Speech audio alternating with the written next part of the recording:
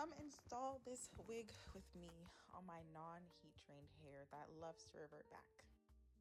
So I had this wedding to be a part of, and so I needed to have my hair long, and so I didn't want to put heat on my own hair, so I busted out the old V part.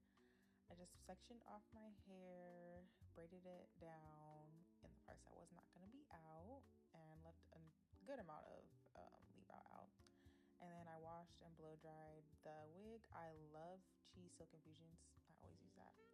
And then I blow dried my natural hair, which I should have waited until I was gonna actually straighten it to do this, but yeah, Then here I am straightening the wig. It was taking me forever. And I did this the day before the weddings in a true Maria fashion. That's what the wig was looking like. And then I hit my hair again with the straightener because it was already reverting back, of course, naturally.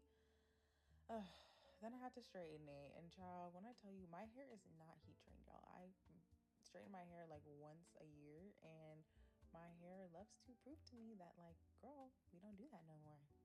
We not heat trained. So I had to bust out the hot comb to get the roots because it was just not working, y'all. And then even then it was still reverting back, but I made a shake.